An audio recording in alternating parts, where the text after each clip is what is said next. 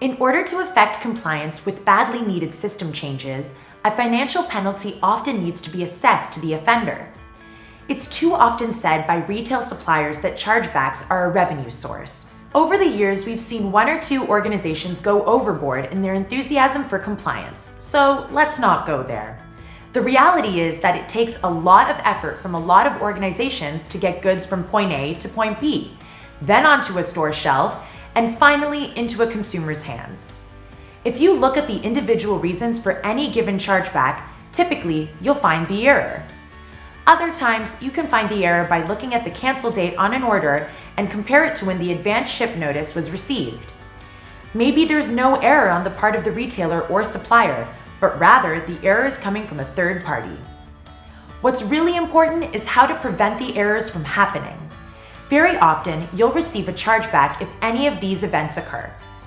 If the product in the carton you ship doesn't match what the carton or purchase order says, you change specifications of products mid-contract and don't notify the retailer in advance, the specifications in your catalog or price list aren't the same as those of the products that arrive in stores, the retailer orders merchandise in quantities and color assortments that make complete sets, and you backorder an item, making the set incomplete.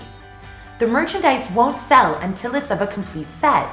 What's more, the retailer has to store it until the missing items arrive. If you find your company faced with a continual issue, what's your strategy to locate the root cause and permanently remove the error? Do you have a program to manage this process? Take a look at these methods for chargeback reduction or removal. Sometimes your trading partner guidelines and shipping requirements can be daunting. You have to find the key points that will cause a chargeback upon your misstep. At the same time, understand their process for disputing the chargebacks.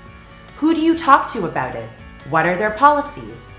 Very often, if you explain the situation and take corrective action, the chargeback may be reversed. Also, too often I hear about suppliers who just take it without determining if the chargeback was appropriately applied. Retailers are not infallible. One of the biggest chargeback topics retail suppliers contend with is the advance ship notice. Years ago, the ASN was considered a difficult document to manage in a timely manner. Missing, late, unreadable ASNs should not be a reason for chargebacks if you are thorough in 3 areas. Number 1, make sure you have an alert of some kind within your process to notify appropriate people of an impending cancel date. Number 2, make sure your EDI solution is tested and current with your customer requirements. Number 3, make sure you document ASN's receipt acknowledgements. Those 3 steps will help you remove 99% of your ASN-related chargebacks.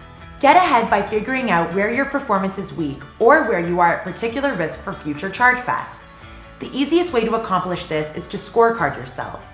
Measure your key performance indicators to influence your chargeback rates and vendor scorecard performance, including on-time delivery, order fill rate, good ASNs, accurate and timely invoices, and so forth.